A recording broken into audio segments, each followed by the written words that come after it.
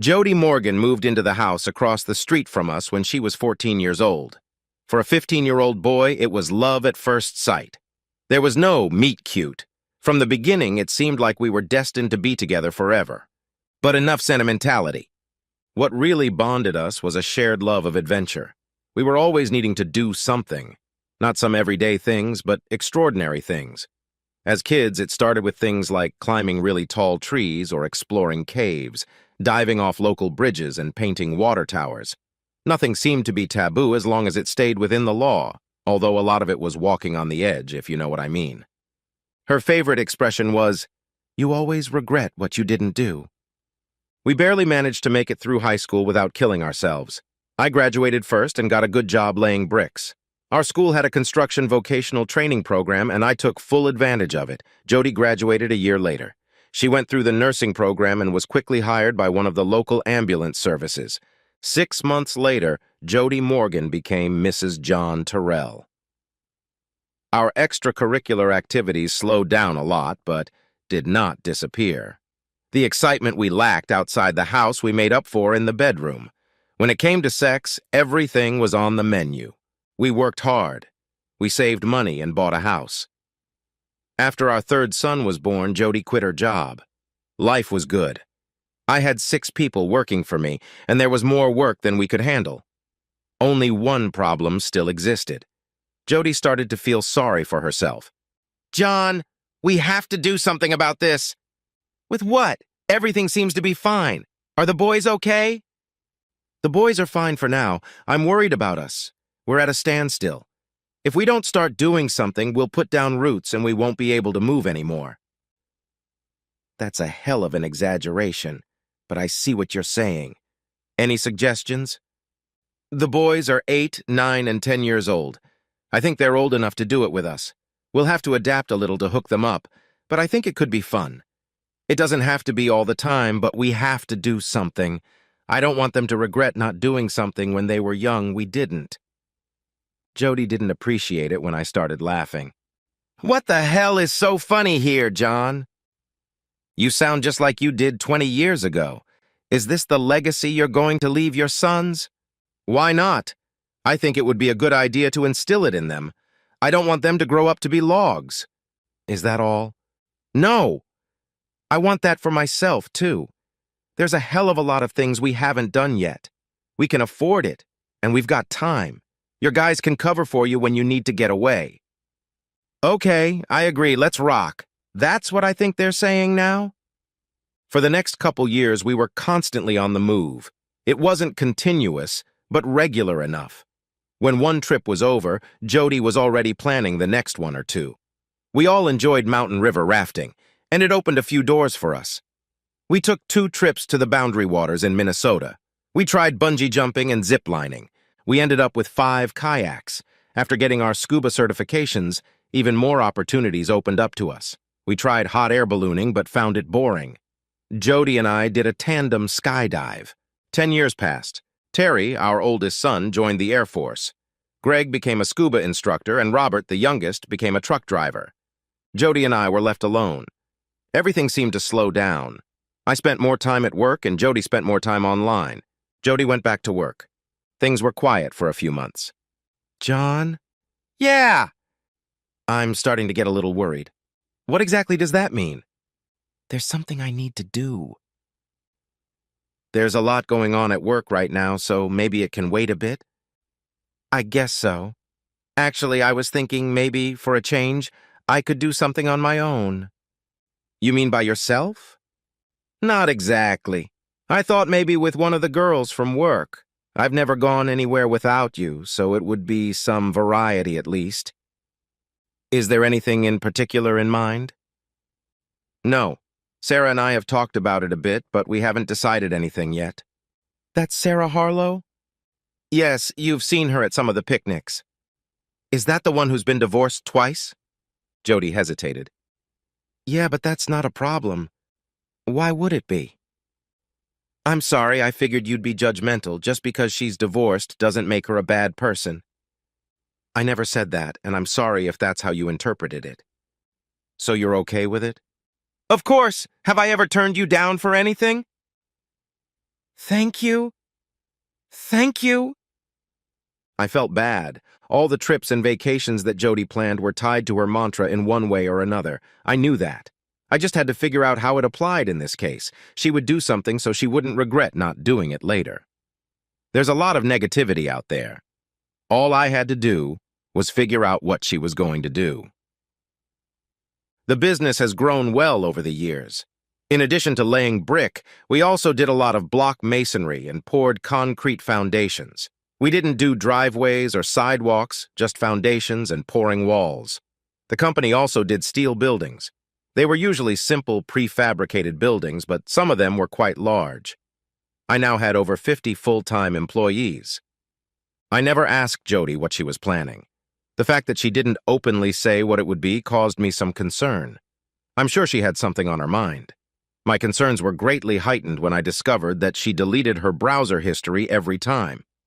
I think most guys would have no trouble getting around this problem, but I wasn't that smart. I didn't even know what a keylogger was. She was also deleting her email correspondence, but that's where she screwed up. Jody was sending her emails to the recycle garbage can, but she didn't realize that they stayed in the recycle garbage can for 30 days if she didn't empty the recycle garbage can every time. I started going through her emails from the last month. Most of them were the usual junk, but the correspondence she had with Sarah was enlightening. The words were enough to confirm my suspicions, but the web links that accompanied them made up for it. I didn't check all the linked sites. There was no need. It was time to make a decision I would not regret. It was Tuesday's fair in Buca, and yes, it was indeed Tuesday. I felt like the new kid in school. It was my first time going out, even though I had been here for 2 days. I wandered around for a while and finally found my assigned coffee shop. Being old school, I ordered a regular black coffee. It was still early and people were just starting to gather, so I took one of the still available seats. I felt weird wearing a New York Yankees baseball cap, but that was one of the conditions placed on me. "Hey, new guy, welcome to the Buckeye. You must be Mickey, right?" My greeter was also wearing a Yankees cap. I sort of half rose to greet him, but he gestured for me to sit back down and did the same.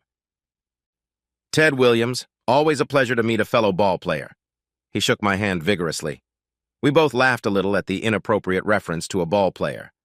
I thought it was a joke, but I had a feeling a lot of people knew about it. "How many players are we talking about?" At the moment, there seemed to be 10 baseball players and 3 tennis players. Tennis? The baseball players are all guys, but there are 3 other girls in the program here, and Hector decided tennis was a better fit for them. "They're all here?" "All but one. Chris Everett lives in David." Just then, Sandy Koufax and Bob Feller joined us. Before the morning was over, I had met 4 more famous ball players. Bob quickly cut to the chase. "So, Mr. Mickey Mantle, in 25 words, no more. Tell us why you decided to choose Panama Promotions Alternatives?" I guessed from the way the question was phrased that no one wanted the gruesome details, just a brief overview. "My wife of 23 years decided she wanted to spread her wings, and I decided I didn't want to stand in her way, so I left." Yogi Bear was the first to respond. "That was more than 25 words." Ted poked him in the ribs with his finger. For the next 20 minutes, each of the guys talked about their reasons for participating in the program. They were almost all different, but the results were the same. 10 guys and 3 girls enrolled in the PPA to avoid unwanted situations at home. It wasn't cheap, and it wasn't error-free. Basically, we got a new name, a new driver's license, and a new bank account. Unfortunately, we were still U.S. citizens and had to pay taxes on our old names. All except Joe DiMaggio, who was originally from Canada. If someone really wanted to find us, they could do it. Hector Ruiz organized Panama Promotions Alternatives so that people in our position would have some option to disappear without going to extremes. It wasn't a black ops type system, in fact. It was pretty loose. Hector was an avid baseball fan. Things weren't exactly kosher, but it was greased up enough to make us feel comfortable. The name change was properly processed. The driver's license and bank accounts were in order. Using them was not a simple but doable endeavor. It was almost noon when my cell phone rang. I hadn't gotten around to buying a new one yet. The whole crew watched me read the message. AIR Jamaica Flight 247 has landed at Philadelphia International Airport from Montego Bay. I looked at my companions and smiled. Gentlemen, my wife has just returned home from a 10-day vacation. That evening, we all went to the Rock for some ribs. I spent the next few months getting to know the neighborhood. There was always one or two crew members around for companionship and assistance. I notified all three boys of the situation, but no details. Their mother could explain everything to them. Hector insisted that all PSA members carry worry suitcases with the most essential items in case of a sudden departure. Both Barry Bonds and Willie Mays had to use their suitcases at some point. Barry was tracked down by his irritated wife, and Willie was sought out by his two brothers-in-law. They were more than happy to recommend items for me to carry in case of need. The need arose sooner than I expected. The phone rang at 5 o'clock in the morning. Who the hell would be calling at this hour? Mr. Mantle? This is Hector. The driver will be at your place in 30 minutes. Get everything you need ready and be prepared to stay at least a week, maybe longer. Don't say anything to anyone. I'll take care of everything. There really wasn't much to do. I had just enough time to shower and shave and still be ready to leave.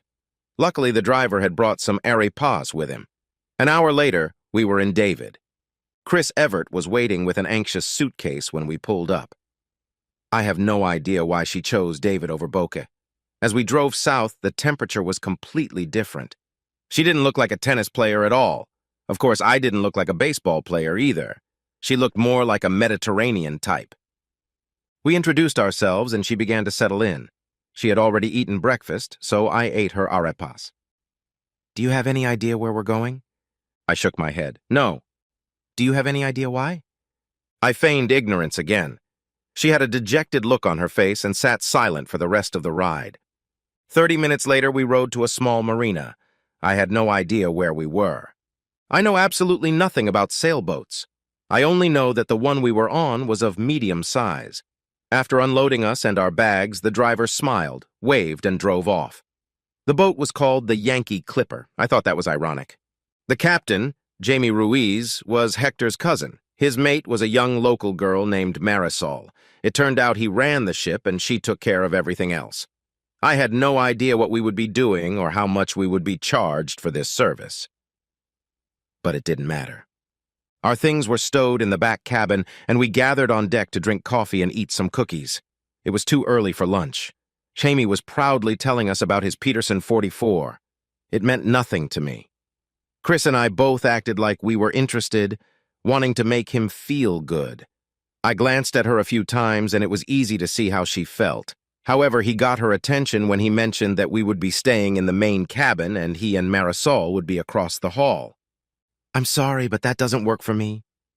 She said this in all seriousness. I smiled, and Jamie looked a little embarrassed. I don't even know this man, and I have no intention of sharing a bed or even a room with him. You'll have to think of something else. Jamie didn't have a quick answer, so I had to step in. Don't worry about that. I can use the main bathroom, and I won't have any trouble sleeping on the folding bed in the galley. I'm sure Miss Chris won't mind me storing my bag in her room. Would you mind?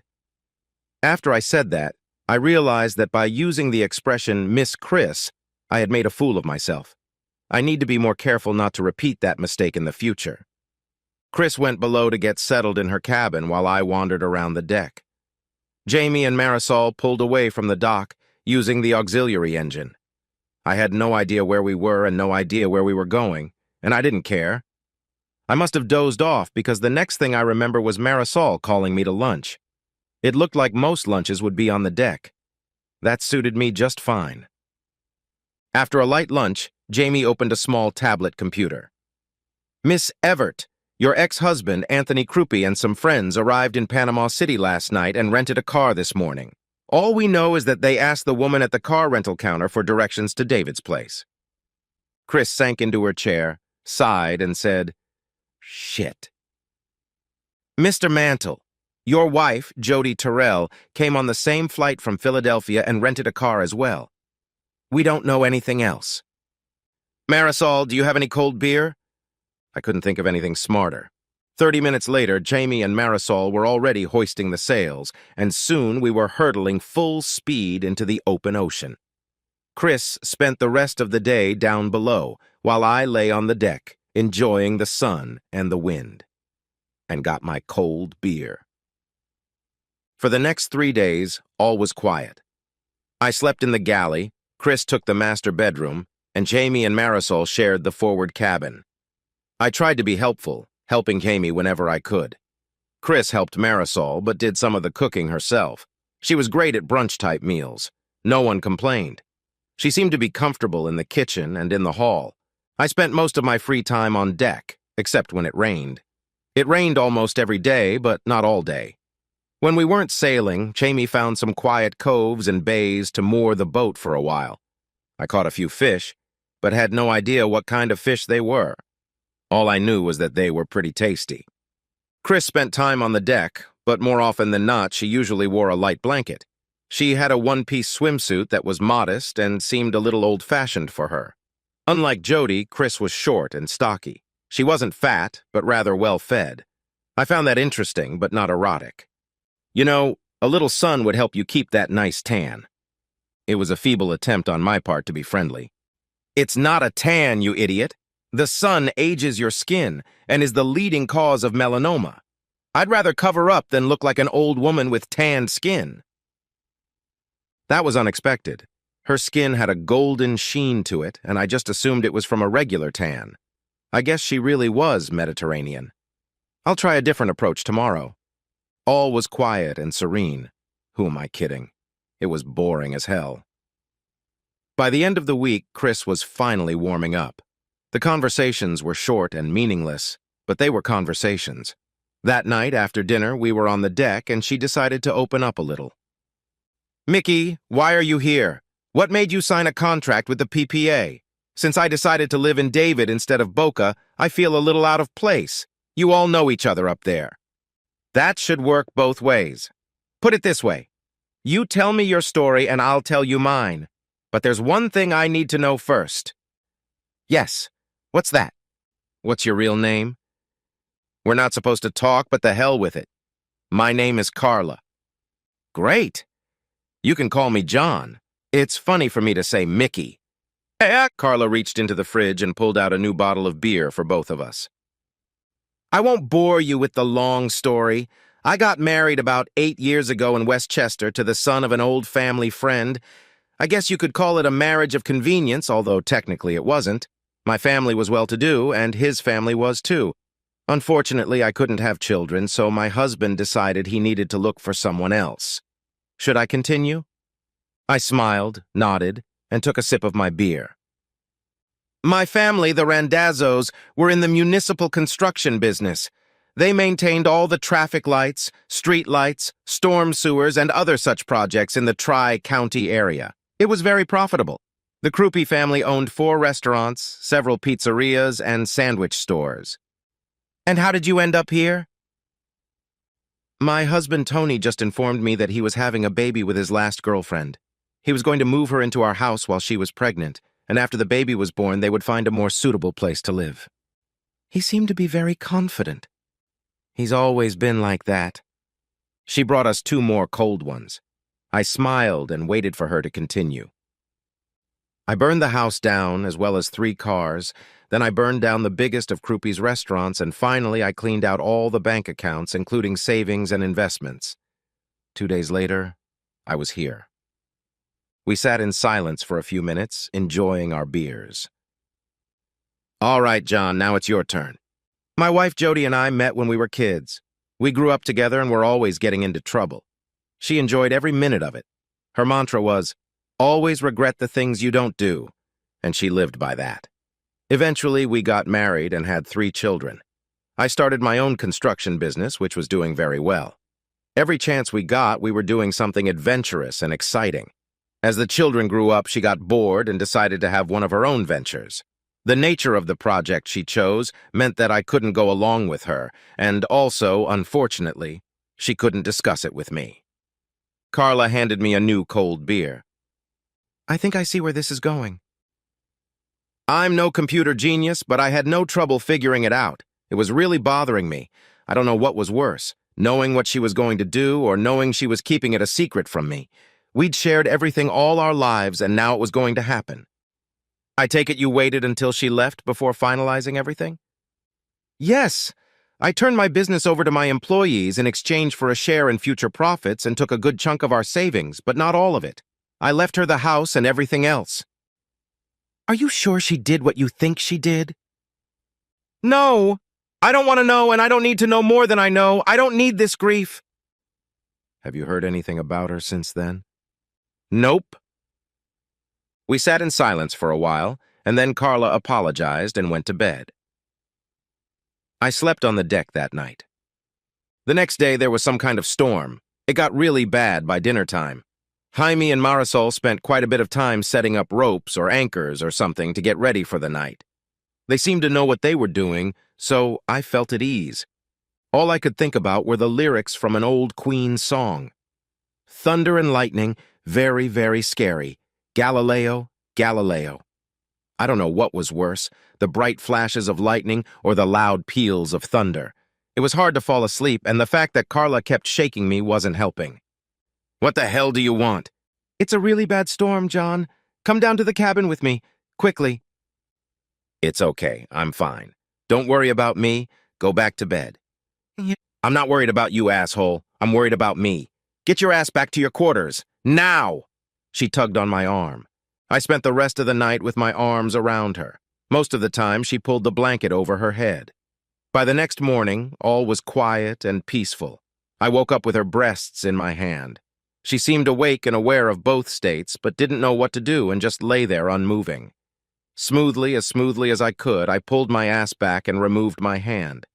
I had no idea how it ended up under her nightgown. When we were settled on the bed, she turned to face me. Thank you, John. I needed that. She slid off the bed and went into the cutting room. I had no idea what she meant. I slumped over the side of the bunk with relief. The rest of the day, Carla was very friendly. Jamie and Marisol enjoyed making us feel bad about our night together. The comments and teasing didn't stop all day. In fact, Carla seemed to give it a couple times herself. I was more embarrassed than she was.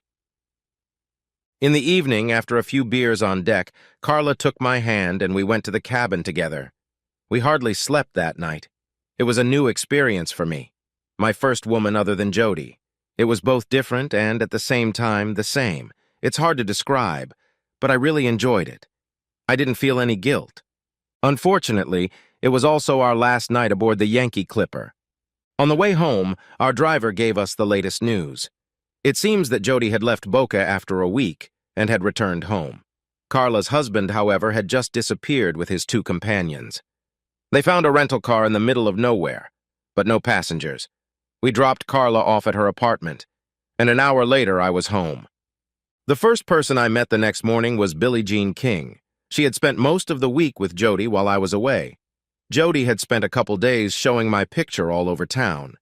It didn't take her long to realize that I was now Mickey Mantle. Except for the guys at the PPA, nobody was hiding anything about me. They just didn't have any information to give her other than my address. When she realized I wasn't coming back, she gave up and left. She didn't say much, but she told Billie Jean that I left because she screwed up. That's all she said. It didn't sound like much of an explanation, but then again, it was secondhand. However, if that's what she really thought, then my leaving was the right choice. Things went pretty normally for the next few months, except that I spent 2 or 3 days a week in David, and Carla spent a couple days a week in Boca. There was never a deep emotional attachment between us. It was just a good friendship. Eventually, she decided I wasn't going to move to David and found us an apartment in Boca, bigger and better, and we teamed up. Carla decided to take up watercolor painting, and I got serious about sports. So serious that Willie Mays, Sandy Koufax, and I decided to open our own gym. A gym, so to speak. It was a fun little project. A whole group of expats in the neighborhood had unused exercise equipment that was sitting idle. It's funny how people buy these things without realizing that they don't help if you don't use them. In a short time, we had more exercise equipment than we needed. More than half of them were not up to the level of the gym, and we ended up having to throw them out. No one seemed to be offended by this. They just wanted to get rid of them. Monica Seles was very happy that we opened so she could start yoga and Zumba classes. We charged a small monthly fee to cover rent, utilities, and insurance. Things were going well at the gym, and Carla was excited about her painting. Other than that, however, things were not so rosy. The PPA had become a ball of worms. Hector was doing his best to make things work, but it was too difficult. Several of the guys were having problems with their passports. The tax situation was confusing. On top of that, the complexities of banking could confuse anyone. After several group meetings, it was decided to drop the program. Everyone agreed except Joe DiMaggio. Hector agreed to make an exception for him. It took a couple of weeks, but in the end everyone had new driver's licenses and bank accounts. Our old passports were still in order. The only downside now was that we would now be easier to find. We still kept Hector as our legal advisor and confidant. We also, just in case, kept our anxious suitcases. A year passed and I didn't even notice it. The checks still came every month. They varied in amount, but always more than enough. The good news was that Carla had a lot more money than I did, and she didn't skimp. We lived the good life and didn't need anything. I haven't had any contact with Jody or my son since the last time I called them. The next 6 months were pretty active. One day I came home and saw Carla sitting on the porch with a stranger. Michael Randazzo had come from Westchester to spend a week with his daughter. They hadn't spoken since she left. Her mother couldn't make it due to heart problems. I felt some anxiety, but he quickly put me at ease. He was genuinely grateful that his daughter was happy and being taken care of. I felt a little uneasy, especially since I was almost 20 years older than her. Over the next week, Michael and I spent several hours together. He apologized for letting the problem with Carla's husband get out of hand. He never said it, but I got the idea that Anthony Krupe had never returned to the States and never would. I didn't ask for an explanation. It was his monkey and his circus. He tried to get the charges against Carla dropped, but was unsuccessful. He also asked me about my marital status and seemed genuinely interested in my answer. The week passed quickly. Carla was happy, and that only made me feel better. Before he left, he took me aside. "John, Carla needs to see her mother. She can't go back as Carla Krupe, but she can do it as Carla Terrell. Think about it." I interpreted that as his approval. 6 weeks later, I got another surprise. My son Greg showed up. "You're hard to find, Dad, but not impossible. I'm sorry I haven't kept in touch, but I assume you know the situation." "Actually, Dad, none of us do know. We've all tried, but Mom refuses to tell us anything. She just says it was her fault and nothing more. It's been over a year and I haven't heard from her. She showed up over a year ago and I avoided her the whole time she was here. I was still too scatterbrained at the time." "From what, Dad? Are you going to give us a clue?" "No, I've said too much already. Now what the hell are you doing here?" "Do you know where Boca del Toro is?" "Of course I do. It's about 5 hours north of here. Why?" "I bought 50% of the stock in the dive store.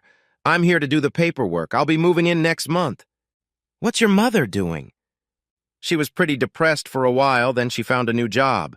She's working in the junior high school cafeteria. She tried to sell the house, but couldn't without your signature, so she rented it out and got an apartment. We talked to her about getting a more upscale job, but she got upset and told us to mind our own business. With the rent she gets for the house and her salary, I think she's doing okay." At that moment, Carla walked in. It was obvious that she lived here, and neither of us thought to hide it. "Hi, you must be Greg. John talks about you a lot." Greg was surprised, and it was evident on his face. Carla laughed. "It's okay, Greg. Just think of me as your father's housekeeper. Who wants a beer?" She knew how to melt ice. Greg suddenly felt comfortable with the situation. We talked some more and then went to dinner.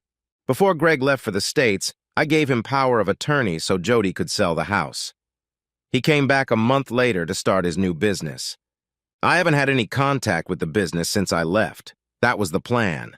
The checks kept coming in and I had no reason to pry. After a few months, I noticed that my monthly contributions to the company had increased significantly.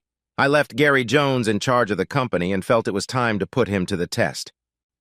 "Gary, it's John." "Shit, it's about time. You've been gone for almost 2 years. What's going on?" I was going to ask you the same question. I saw a big jump in the monthly checks, and I got curious. Is there something I should know about? A couple months ago, we had a visit from a company out of Philadelphia called Empire Industries. Have you ever heard of them? Of course I had heard of them. Empire Industries was owned by the Randazzo family. All of this must have happened shortly after I met Carla's father. Yes, I've heard of them. I know one of the owners, Michael Randazzo. What happened that led to this? They explained to us that they had gotten a lot of different jobs that didn't fit into their normal operations. They wanted to subcontract these jobs and asked if we were interested. We didn't see anything wrong with the offer, so we agreed to give it a try for 90 days. It worked out great for us. We got a lot of new work in Chester and Montgomery counties, and I had to hire 12 more people. I also had to buy 3 more trucks and some other equipment. Is everything under control, or do you need help? John, everything is under control, but we'd like you to come back. I haven't had a day off since you left. I could use a week ashore. We both laughed a little at his suggestion. Gary, let me think about it for a while. I'll call you back. I heard him smirk on the other end of the wire. Gary, did Jody come by at all? Honestly, John, she's only been here once. About a week after you left, she showed up. I explained to her that you were no longer associated with the company, just like you told me. I know she wanted to know more, but couldn't bring herself to ask. She wasn't crying or upset. She looked a little sad. We never saw her again. I had a light but serious conversation with Carla that evening, and she swore she knew nothing about what her dad had done. She thought it was funny, though. Months went by, and everything was going well. At Christmas, I got a surprise when Terry showed up. Greg shared everything with both of his brothers, but carefully kept most of it from his mother. Of course, she knew where I was, and I'm sure she suspected that Greg and I had hit it off since he was in Panama, too. It's just that he never shared anything with her, and she never asked. Terry spent 2 days with me and Carla in Boca, and the rest of the time in Bocas del Toro with Greg. Greg had promised to help him get recertified in scuba diving while he was here. Terry brought 2 things that Jody wanted him to give to me. The first was a check for $210,000, my share of the sale of the house. That was her decision, not mine. The second thing was the final divorce decree. There was no letter, no explanation, no message. Just 2 envelopes. When he left, I had no message or letter for him to pick up. Curtain! I regretted nothing. 2 months later, Carla Terrell got a new passport and was traveling with her new husband to visit her mother. It was a round-trip ticket.